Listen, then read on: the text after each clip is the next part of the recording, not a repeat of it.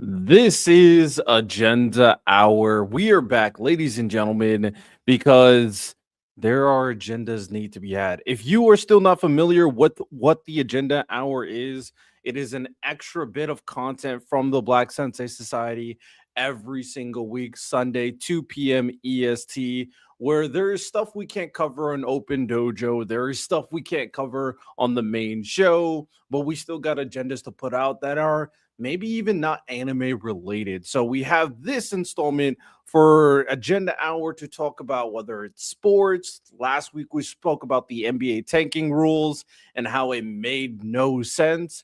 Whether it's NFL related, once the NFL season is back, college sports, music related, talking about a TV show, talking about some crazy trending thing that's happening on social media, like the stuff that happened. I don't know if people saw it on YouTube.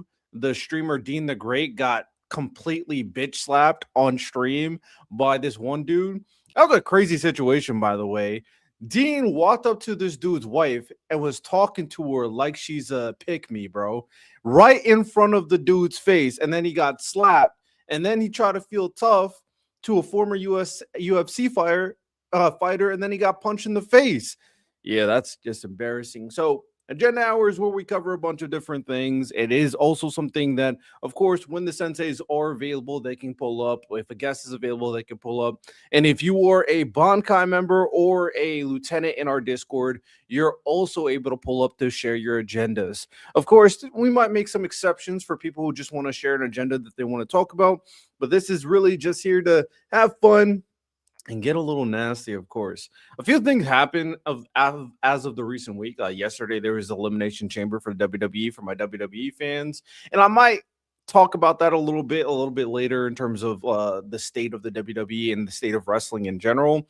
I will also point out this. Every super chat we do get for Agenda Hour will extend the length of the Agenda Hour by the amount of super chat money. So $2, we extended 2 minutes. Simple process. Okay. Title of the show. We're done plugging and explaining how this works. The best anime this season's not Fate or JJK. Now, that might be a controversial opinion to a lot of people. I think there's a lot of fans of Jujutsu Kaisen right now that are going like, "Hey, this is really good. The animation's really good. I'm invested." For people who read the manga, like myself, this arc is probably the least interesting out of many of the arcs, but it is going to end with a bang. I won't spoil people, but I'm not the most biggest fan of this arc in general. But the production of this anime is being done extremely well. Facts. W Luffy, how you doing, Asher, for sure. So JJK has a lot of fanfare. Another anime that has a lot of fanfare is Fate. I initially coming into this season thought Fate was going to be the best anime. And I feel like I was proven right for a long period of time. Fate is just fantastic. It is something that this might be the best Fate of all time. It's introducing like 9 heroes, so many different characters. Everyone has charisma. We got Lionheart, who's probably my favorite saber, definitely above that bum that Arthur that they portray in the Fate series. We got Flat, who's like a genius magician, but he's kind of lackadaisical in terms of like how he handles situation, but he's very smart and very intuitive. We got, of course, the new character who's supposed to be a hero. He was in a test subject and he doesn't really age. He just wants to live a normal life. Of course, we got Gilgamesh, a fan favorite, who's an absolute demon. So Fate has been cooking. They're doing a lot of great stuff. The fights have been really good. The storytelling's been really good. The characters have been really good. They, no doubt about it, Fate is one of the best anime this season. And then some other honorable mentions would be Hell's Paradise. A lot of people have liked Hell's Paradise. I've read the entire manga, so I don't need to watch it. But the power system is one of the more unique ones that exists in anime. I do think when we have a overarching conversation of the best power systems in the modern generation, I think it's Tau. It's been a while since I read it. The Tau system is one of the more unique and best ones. Also, the whole thing about criminals going to an island and fighting these plant monsters, very unique for sure. And of course, the real weird thing that I'm sure is going to go like, wait, what? Is the stuff regarding how the plant monsters, not only can they change their gender, but they like fuck each other to make themselves more powerful. Yeah, hey, Hell's Paradise is something else. I'll say that. With that said, all those anime I put out there, I think the best anime of this season, potentially. I still think it's Fate. Fate is up here. But there's one anime that might be on the same level. And depending on how everything plays out, it could be better than it by the end of the season. The anime I'm talking about is Journal with a Witch. Journal with a Witch is surprisingly extremely good. And I knew I was invested into the story uh preemptively when I saw a clip on TikTok. It's the scene where there's this woman and then there's this like 15-year-old girl. And this woman is looking at the 15-year-old girl and saying, "I hated your mother." This is her aunt. Her mother, the 15-year-old girl's mother, died, and her father died. They're both dead. She hated her mother, but she decided to take care of this girl, not promising that she will love her, not promising that she'll be a parent, but making sure that she's able to live a proper life as best as she could. So, despite hating her own sister, hating the girl's mother, she took responsibility anyway. I do think that's something that's probably relatable to a lot of people, especially with certain family dynamics, is not as simple as, "Oh, that's your brother and sister, so you're supposed to like them anyway." It's not that simple oftentimes. What's good, Crazier in the chat?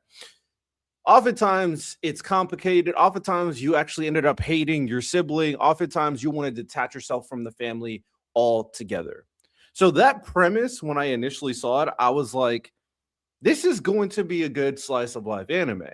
This is going to tell a very unique story that I might be very interested in. I read the synopsis. I saw the rating on my anime list. Oh, it's getting good ratings. I had good feelings. It's kind of the similar type of vibe I had for Free Reign. When I saw the synopsis for Free Reign, I was like, this seems like it's gonna be really, really good. So I was hyped for Free Room before I knew anything about it. Then I watched, I was like, this is one of the best anime of all time, and it's gonna be a generationally great anime. Will I say Journal with the Witch will be a generationally great anime? Hard to say, but I do think it's going to be one of the better slice of lives that's ever been created, depending on how it finishes. This is why Journal with the Witch is so good. Its storytelling and its messages is one of the more relatable ones for very specific identities. There are interesting characters that are putting out here and that are telling a very interesting perspective that everyone can relate to, but especially the people that are suffering with either, I'm gonna say suffering, but then I'm gonna use a different word because just so people don't get like think that I'm equating the two, but suffering with a mental illness, suffering with tragedy, and then like suffering with the idea that they don't know if they're doing things right, that their way of thinking is right. Here are the people I'm talking about. I'm talking about the 15-year-old girl who lost her mother and father, who has this weird emotion of like hating her mother, but also loving her mother because she hates her because she's gone. She was supposed to be there the entire time. She doesn't feel like she really knows her mother. And there's like a weird detachment where she doesn't know how she feels and she's like trying to process it, but is struggling with processing it as a 15-year-old girl. That is one very important dynamic that they tell throughout the episodes that in this anime. The main character, the female character, who's a fantastic character, she's interesting because she's neurodivergent. Another word for that is she's autistic. Now, you don't know she's autistic right off the rip, but you start getting very clear signs that she thinks differently. She's one of those people that struggles being around other people. She prefers to be alone. She can articulate her emotions, but she struggles with like showcasing it consistently. There's that aspect of autism that a lot of people go through that are struggling to be incorporated into society.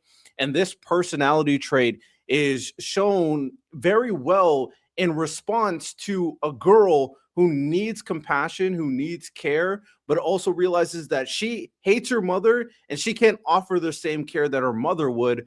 And we also see the dynamics of a struggling mother who expected her life to go a certain way, but everything falls apart. But even though everything fell apart, she put all her eggs in the basket of loving her daughter as much as possible, but unfortunately she died. That's another very interesting side plot that happens. And then there's another really interesting side plot that happens where there's this the friend of the main character of the series is a lesbian. Now, we don't know this again, we don't know this initially, but you can kind of get the signs of that she's a lesbian based off certain things she's saying. And there's a certain interesting scene where our main character, who's autistic, who's trying to like find herself, and she found herself and she's trying to articulate what it means to accept who you are. She relays that message to this girl who is very clear she's not interested into boys, but she doesn't want to tell her parents because this is not a normal thing generally, and she doesn't know what her feelings, she doesn't know where her attraction really goes, she doesn't really understand herself yet. So this series does an amazing job in portraying these different identities, their struggles they go through, but articulating it in a way that makes it extremely relatable to anybody watching these series. Because there are people who have identity crisis. There are people who are suffering from tragedy and loss, or has this weird detachment from their family. There are people who struggle being around other people and struggle with love. And this is another side plot with the our autistic main character. She's also trying to struggle with her relationship with a guy she loves, but she struggles being with him at the same time. You can tell there's so much to this anime. Would you say low key what makes the on an interesting character? Oh, so you're watching Journal with the Witch too? Awesome, Jack. Low key what makes the on an interesting character is that she's the most non-understanding about emotion, but is also the most understanding emotion sometimes, at least to me. I agree to that, and I relate to that very similarly because I'm not a emotional person. Sometimes I struggle to like use emotions properly in different scenarios, but I can understand and articulate emotions in a very psychological level. So I find that extremely relatable. This anime scene for Fate versus Journal with the Witch, I do think comes down to subjectivity. I do think both of them are very, very high quality. What I love about the Fate anime is that the Fate anime incorporates things that I just enjoy: great characters, great fights, great animations, mythology and lore and history. I find that extremely fascinating with one of the unique settings of hero masters that I just think is one of the more impressive in anime. But Journal with a Witch is more relatable at a human level. And especially for someone like me, I find some of the things that they say very potent and matters a lot in different situations. And of course, another aspect about it that is very interesting for people, especially people like me, who's I'm at the age where I probably will become a father in the next couple of years. I'm an old man at this point. There's no doubt about it. Thinking about raising a kid when you're also not ready, but you know this is something that you have to do, is another important lesson kind of being propagated throughout this entire story too. She's figuring out how to be a mother, she's figuring out how to be in a relationship, she's figuring out how to relate to people, as well as the main character writes novels, she writes books. So she's able to put all her creativity and her understanding of herself and humans into a creative piece. Again, I find that extremely relatable because I've done the same exact thing throughout my life. I don't think I'm neurodivergent, but I have no idea because I've never gotten tested. So I don't, it's hard for me to know because typically the people have very generalized presumptions on what it means to be neurodivergent. But there's like levels to it from my understanding. It's a fascinating anime. I think it is such a good slice of life, and it's one of the better slice of lives I've seen in anime. Period. What are you asking? Which race you? Okay, you're asking something stupid. Oh, moving on. So this anime, Journal with a Witch, is utterly amazing, and I do think there's a chance that this anime is better than Fate when everything is said and done. Again, we'll have to see how everything plays out, but so far the emotions are high, the storytelling is great, and the characterization is top notch. Other things that I'm going to talk about for the agenda hour is a lot. This is going to transition a little bit. Well, actually, let's talk about manga a little bit. So, Blue Lock.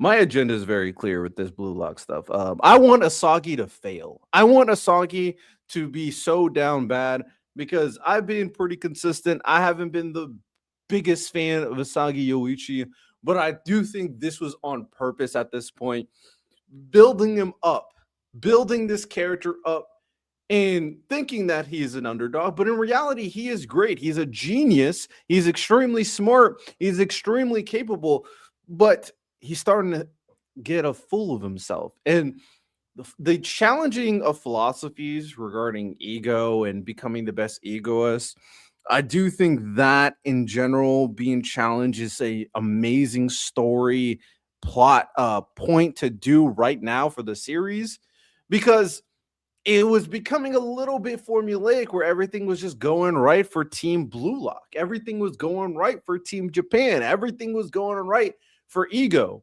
I mean, this is one guy. This is a very intuitive philosophy that he's inputted to create the best soccer players.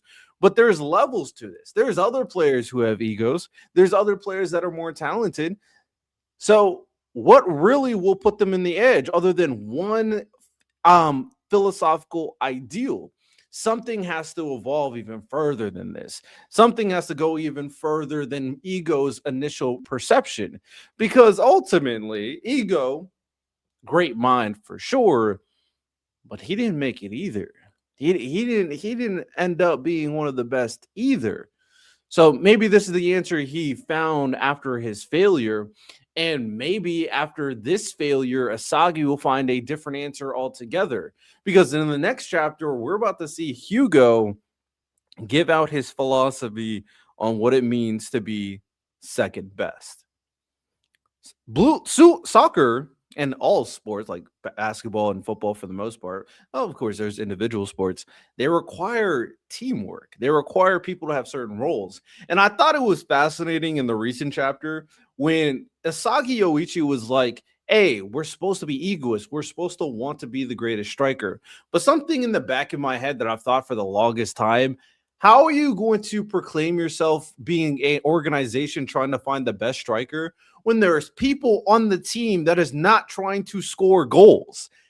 Gabimaru has been put in the goalkeeper position. He's not trying to be the best striker. We got Aki and we got Nico playing defense. They're not trying to be the best striker. The only people trying to be the best strikers, the people on the front line, like Asagi, Chigiri, Bachira, Hiyori, now just recently, because he was going to be the assist man. This was a, dare I say, hypocritical philosophy. I think that is very potent. And I wonder if this was intentionally hypocritical, or was this just another step to the overarching goal, the larger vision being Japan winning the World Cup? That's the point of Blue Lock, Japan winning the World Cup. I do think there's something to the idea of striving to be the best version of yourself, but there needs to be a realization that there's some people better at certain things than others. It could be a circumstance where the best striker is not manifested in this philosophy, but the best team is manifested in this philosophy. And then incorporate Sai and then, Nagi, and things could change quite a bit. Things could get pretty wicked very, very quickly. So Blue Lock is doing some really, really good stuff right now in terms of challenging the status quo and challenging the narratives that are taking place right now. One Piece had a recent chapter as well, and I'm really starting to bet that Loki is going to be turned into a demon. We found out what Loki's fruit is, some like mythological, I'm sure, Norse dragon that is very important. We also found out that this dragon becomes as big as it becomes depending on the size of the individual. While Loki is a ginormous individual, so the the dragon is ridiculously big. I do have a question. This dragon is super large. Of course, Loki's extremely powerful. I wonder if this dragon and Loki could be Kaido, right? I kind of curious. This big ass dragon versus Kaido. I'm curious who would win that fight. I'm just asking. But this is a dragon that apparently had some dynamic. The dragon and the hammer had a dynamic with Joy Boy in the past. And they fought apparently in the past. And Emu recognizes this right now. And Emu doesn't look concerned. Emu was looking for this fruit, it seems like. I'm sure there was also the looking for Nika's fruit as well. I'm guessing, considering that Emu was able to transform rocks into a demon, it only makes sense that Emu will be able to transform someone like Loki also into a demon. If there's a situation where Loki gets turned into a demon, especially with how freaking big and strong this guy is, then we might be looking for a Loki versus Luffy fight. Maybe it's a 2v1 where Hajradine steps in, but I don't know. The more and more we get about Loki, the more fodder Hajradine actually becomes. It's kind of pathetic. I'm not gonna lie. My Hajradine stocks are in the mud, but I'm gonna hold on to those stocks, all things considered, because it still can manifest into me becoming a millionaire. With that said, if Loki gets turned into a demon in this situation, I wonder what the play is here. One thing we could say for certain, one very clear agenda: these Holy Knights suck. Luffy completely obliterated this dude. He punched him so hard his face split in half. Like, these Holy Knights are not it. They don't got the aura anymore. The only ones that we're feeling like they might be something might be just Shamrock, because even Gunko, all things considered, is just a puppet for some other character. These Holy Knights are down in the mud. And Luffy, no diffing Holy Knights, no diffing Elders. This Gear 5 transformation is looking like one of the more powerful ones in the series.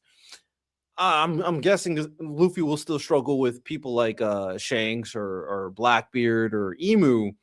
But Jesus, these Holy Knights are really not making up for it. I wonder if I bet, dare I say, Luffy struggled more.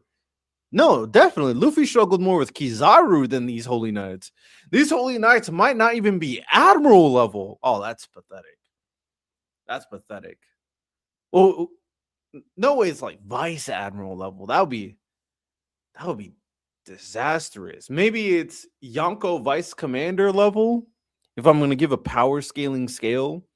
So we're talking about the level of people like King and Queen, maybe Jack, because they're just getting no diffed.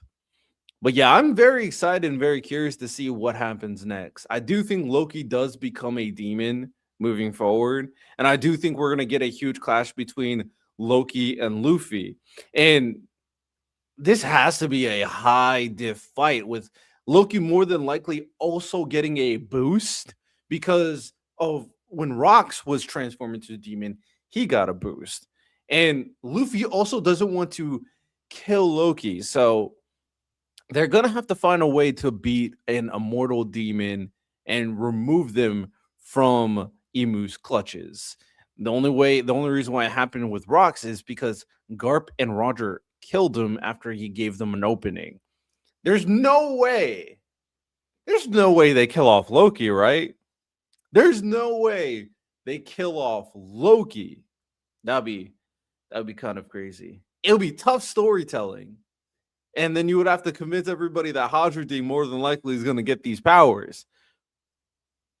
But I'm curious to see how this plays out. So One Piece is setting up a very interesting dynamic between Emu, Loki, and Luffy moving forward. So we'll see how that manifests. But the Holy Knights in general are looking like fodder. And who knows? Maybe someone else shows up. Maybe Shamrock comes back and helps in the fray.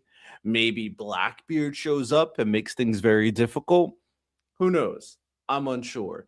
Some of the other manga are pretty good. Underdoctor, I still think is pretty good. Alien Headbutt is still pretty good. Ichi the Witch just wrapped up its recent chapter, and Ichi the Witch is fantastic per usual. The recent chapter of Ichi the Witch focused on the end of the time magic, and we also got the return of Descara. So it's hyped up. It was the number one, even though One Piece showed back up. Each of the Witch was the number one manga for this week in particular.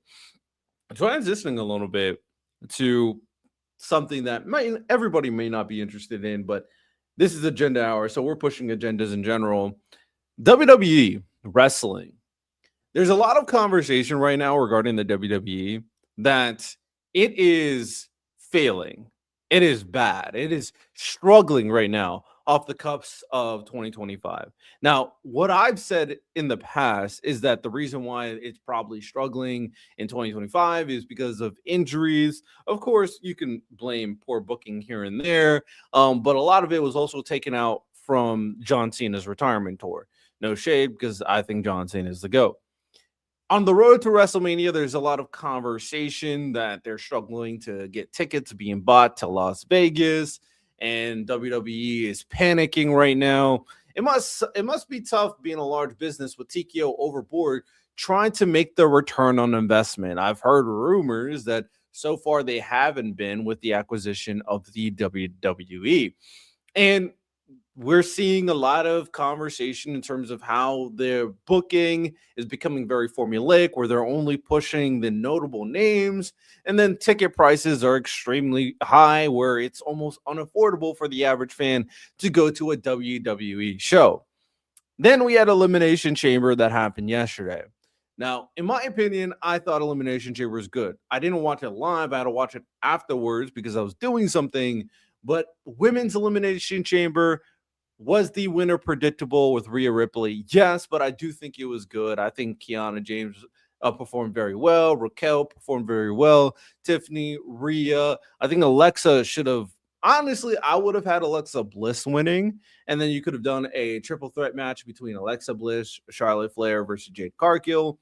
That's not what they want. They want the notable name, the big name Rhea Ripley. I don't dislike Rhea Ripley. I'm not upset about it, but I do wonder what you do with Alexa, and maybe it's a United States Championship match in the future. We shall see.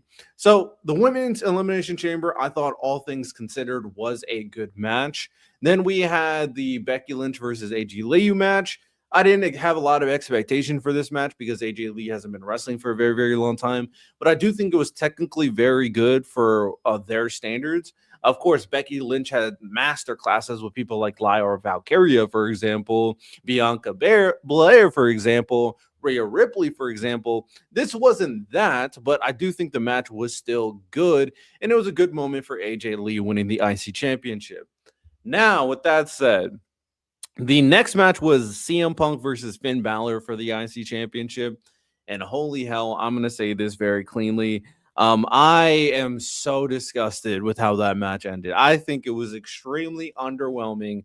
I feel bad for Finn Balor. Maybe this is going to be an opportunity for Finn Balor to change his character, because at the very end of the match, him and CM Punk shook hands, and now he may turn babyface and break off from the Judgment Day, which is what we all wanted.